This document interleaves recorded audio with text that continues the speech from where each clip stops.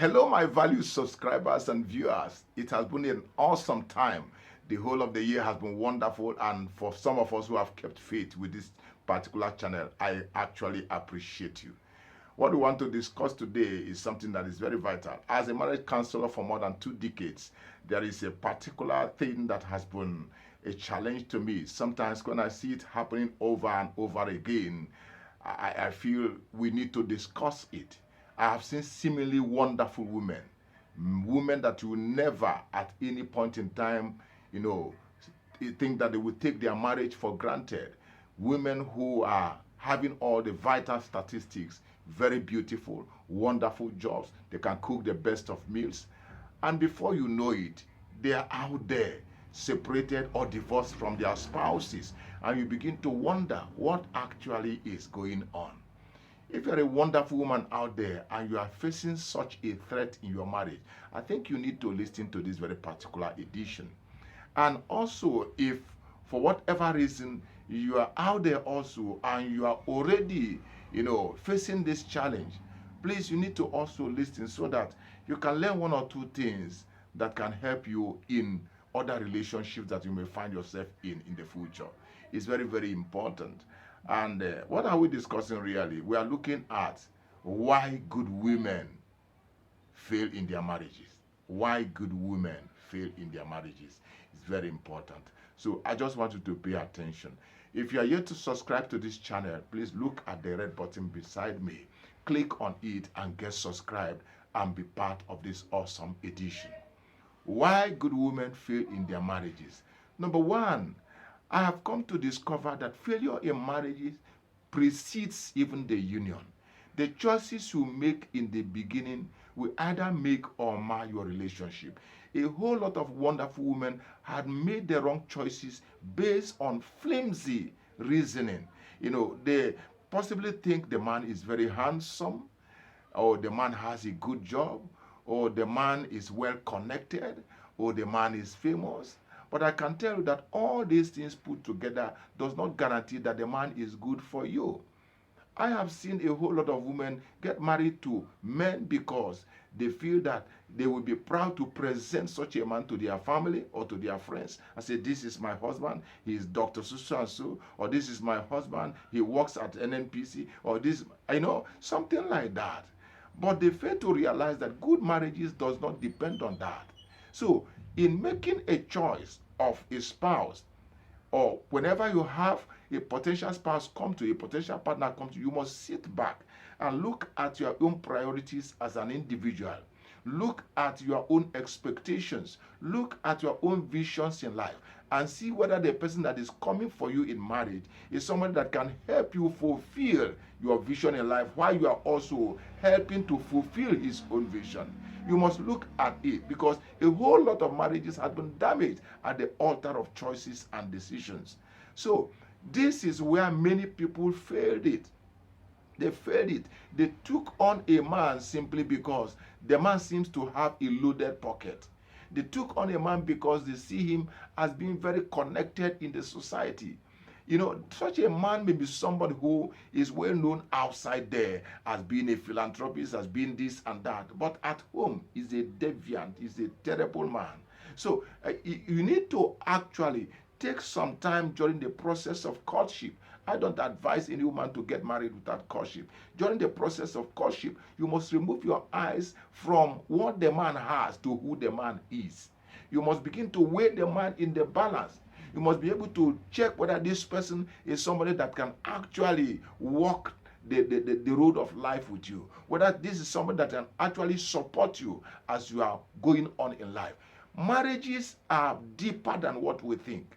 It is deeper than having somebody who prays very well. I have seen wonderful men who pray very well, but in the terms of emotional investment in the marriage, they are zero. I've seen men who have all their money, but in terms of spiritual investment in the marriage, they don't have it. So as a woman who is about to get married, or possibly you're already in marriage and you are facing these things, please see whatever thing you can do to do what? To close the gap. In those lapses which the man may have, find a way of closing that gap and you will have the man back. But if you continue to criticize the man in the areas of his lapses, which obviously you didn't see when you went into the union, you can only make the man resentful, and before you know it, you begin to drift apart. This is one of the reasons why so many women who are seemingly wonderful women, wonderfully ravishing, beautiful women, end up at the divorce table. It ought not to be your own situation. Please, it ought not to be your own situation. So be mindful of the choices you make before marriage. And if you're already in marriage, please do whatever you can to close the gap in the area of the man's lapses. And then you will save yourself from an impending separation or divorce. Very important. The second thing I must point out is that many seemingly wonderful women who have good jobs even before they got married, they are having good careers, they tend to focus more attention on their careers and their jobs. They tend to focus more attention on those things to the detriment of their marriage. They don't invest emotionally in their marriage. And let me tell you, every quality marriage must have spiritual investment, emotional investment, mental investment, and even physical investment. Until you have it, in that broad spectrum, you have ways that you are investing the relationship in those four spectrums. Then if one or two is defaulting, then your relationship may be in trouble. I have seen people, because they have good jobs or good careers, they no longer have time for their man. Each time the man wants them, they are preoccupied with one duty or the other, or they are going for one assignment or the other. Because of that, the man, every relationship thrives on, commonality. Every relationship thrives on, companionship. If you are not there to provide that companionship needs, to close the aloneness which the man was having before he married you, if you're not there to close that gap, there's the tendency for the man to look outside for somebody who can help him to close that. You will not be the one that will be sacrificed for such a thing. Please, I want you, even if you are in marriage and you are having a good job, you're having a good career, it appears as if the sky is just the beginning, not the limit. You must make sure that you accommodate the feelings of your spouse. You must make sure that you accommodate it. If you fail to accommodate it, your relationship, your spouse will drift apart from you. And what you have is a separation in the end. I want you to know that even if you make all the money in the world and your spouse is not part, or your family is not part of that, of that joy, then your joy is very, very limited. I must tell you that. So that is one of the reasons why quality women, seemingly quality women, end up at the divorce table. The third thing that can make a woman who seems to have all it takes to have a wonderful marriage end up at the divorce table is having this domineering attitude. I have a whole lot of women who, when they got married, they were okay until they began to be promoted at their workplace. Before you know it, they were made directors. And they became, so many men came under their charge. They became boss to so many people. And sometimes you may not know it, but you may carry that air of authority of being the boss at your office, and you carry it to the home. And then you begin to boss over your husband. You begin to talk to him the same way you talk to your subordinates at the office. I have seen it happen many times over. And the man is beginning to wonder, what is this? Two captains does not stay in one ship. What is happening? I don't have the woman I married anymore. Because of the goodness of God upon your life and you are being promoted, that should not be the reason why you should transform your husband into a conquered territory. If you do that, there is something in every man that will revolt against every form of domination. Men revolt against it. They become resentful. They may not like what is going on. And if they see a substitute, I can tell you that despite all the things you are bringing in financially or otherwise, the man may seek for a woman who will like to take orders from him. It has happened several times over. And I have seen sisters lose their marriages on this front. Please, no matter the level that you are in your workplace, no matter the level of attainment in your careers, always know that your man is your boss. It's as simple as that. If you can have it at the back of your mind and you call him Lord and call him boss at home, then you will get it right all the time. Very, very important indeed. If you are yet to subscribe to my channel, please do so immediately. There's this red button by my side. If you click on it, you get subscribed and become part of Marriage Without Tears family, and you will have access to so many of our videos, a whole lot of them indeed. If you go through our playlist, you'll be astounded. You'll be surprised the kind of things we have done on this very channel. And you will see your marriage blossom as you begin to put some of the things we said in practice. Very important indeed. As we go to the fourth one. The fourth one I would like to say that has caused a lot of conflict between married couples is the area of self-centeredness. I have seen seemingly good women become self-centered, especially when they are earning so much. Instead of looking at the family or looking at the man or the rest of the children as part of the grace, part of the journey where she can invest her resources into. No, she becomes self-centered. She begins to look at her own desires, at her own needs, and no longer want to, look at the needs of the man or the needs of the rest of the family. That alone can put a lot of pressure on the man. Let me give you an instance. A couple came to my office the other time. Despite the fact that the woman has so much money. I mean, she's a lawyer by profession. She has properties in town. She has all manner of things going for her. But do you know that this woman will not get herself to pay school fees for her children? She will always rely on her husband to pay the school fees. And the husband is a civil servant who earns far, far lesser than she's doing. And now, the man is the man that is paying the school fees. The man is the man that is footing the bill in the home. The man is the one that is doing everything in the house. And then what is the woman doing with her resources? No, she's busy taking care of herself, buying cars for herself, taking care of the needs of her brothers, and never takes attention to the needs of her own nuclear family. That alone put a lot of stress in her marriage, because at a point in time, the man began to wonder, what is the need of all the accolades? What is the need of all the wealth around you if I am not a beneficiary? If our kids are not beneficiaries of what you are earning? What are the need? What is the need of all this? Before you know it, the man was thinking of way, to put her aside and get somebody that will actually support him in the journey of life. This is an error.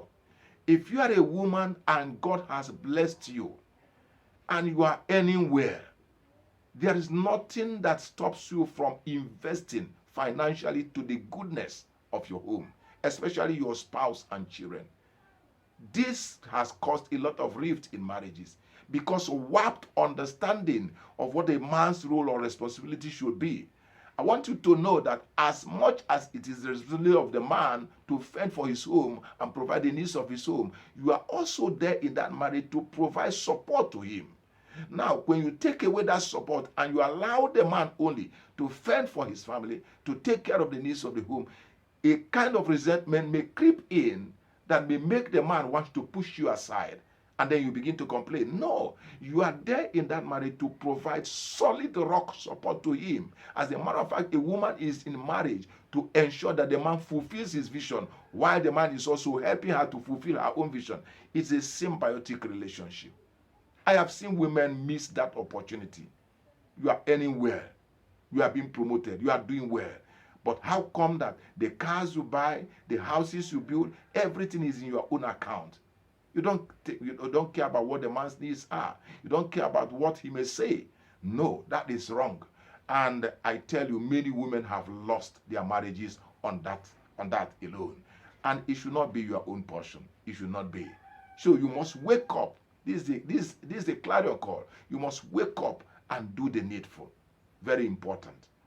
And of course, the fifth one rather that I want to say is that most seemingly good women are dormant in sex. They are dormant in the bedroom. I don't know whether it is because of their earlier upbringing of parents who say, oh, once a man crosses his leg where you are sitting down, you're already pregnant. Oh, once a man smiles at you, oh, your belly will stick out. No. They carry these things with them, and at the end of the day, they know little or nothing about the art of sexual intercourse. Please go to the earlier videos we did, and look at some of the things, the intricate art of sexual intercourse. It is a shame that a woman who has all the statistics, all the beauties in her, all she could do while lying on the bed and having sex is why? Why can't you express yourself? Why can't you speak to the man? Why can't you tell the man what you are doing to me is wonder? Why can't you open up to the man? Why can't you take the man through different dimensions and positions? He is your man. Why should you be dumb? Why should you be dormant in bed? Why should you just be like a log of wood on the bed? A whole lot of seemingly good women are like that. You can hardly hear them even raise a voice during intercourse. You can hardly hear them, help the man in the process of achieving, joy and enjoyment in conjugation. You can hardly hear them because they are inhibited by all manner of prudish teachings and prudish ideas and prudish principles.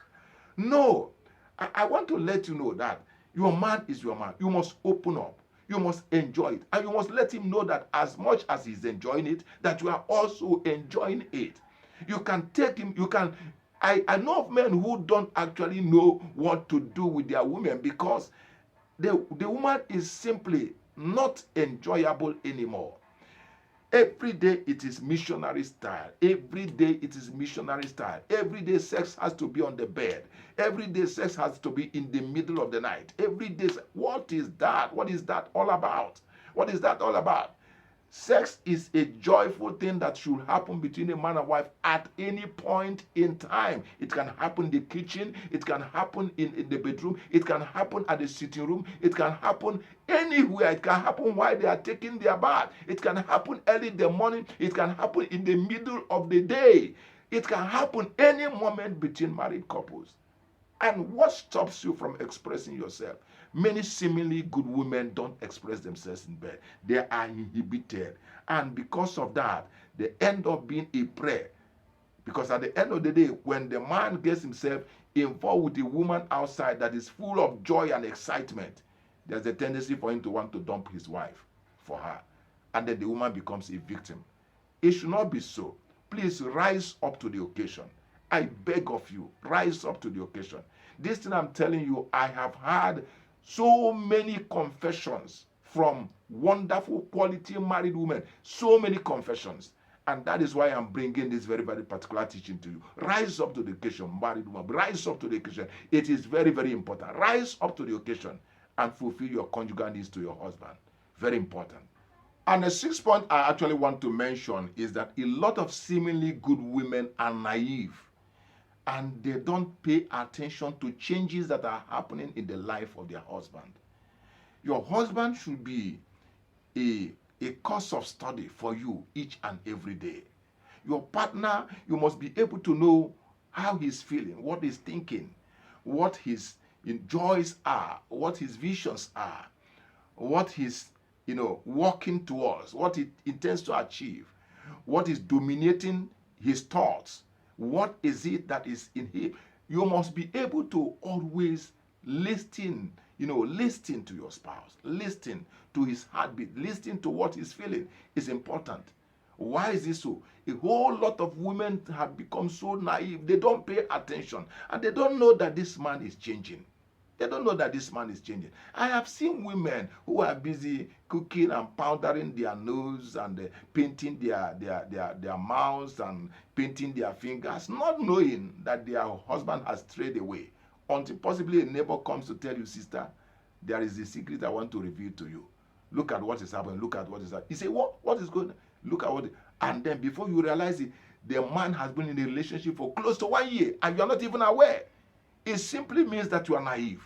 You are not paying attention to the life of your husband. You are not paying attention to what makes him him. You are not paying attention to what, to his countenance, to changes around him. You have to be paying attention to these things. If your husband, who used to come back from work very early, possibly by 4 p.m., at the latest by 5 o'clock, and now he's now coming back by 9 or 10 p.m., you should be able to sit him down and find out why. Don't just take these things for granted. Don't take it for granted. If for whatever reason you discover that your kind-hearted husband is now beginning to curse you, is beginning to criticize you and rain abuses upon you, you should be able to sit him down and find out why. Anytime you discover changes in the life of your partner, you should be able to sit back and ask why. What is going on in your life? What are you struggling with? What are the inner conversations you are having that you need me to hear? Don't be naive. Don't be naive. Don't be naive. Because when changes are happening, it is because of certain influences. That is why these changes are happening. Don't be naive. Wake up. Wake up. Observe your husband. And when you see these changes happening, please pay attention and draw him to a close conversation.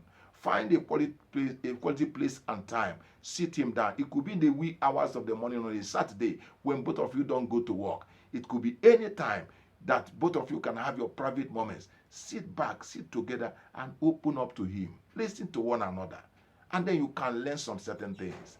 It's very important. You can learn the struggles he's facing, the challenges he's facing. It could be his work at the office. It could be some certain things people said to him. It could be all manner of things. Please, it's very, very important that you listen to one another's inner conversation and be able to learn what is happening to one another. And then you save yourself from unnecessary embarrassment. Very important. And the seventh one I actually want to say, if you're a good woman and you are facing threats to your marriage, you are doing all you can. You are responding to his needs. You are listening to him.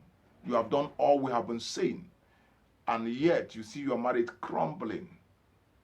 Please do the needful immediately. Look for a marriage counselor. I have said it several times in most of my videos. Look for a marriage counselor. The worst person to ask for counseling in the area of your marriage are actually your parents. Because sometimes your parents may not be objective.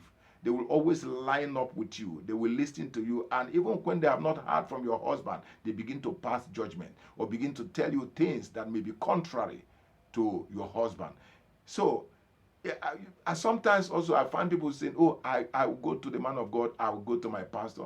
And I have also seen in the course of my profession that there are so many pastors who are having very terrible marriages. And somebody cannot give you what he doesn't have himself.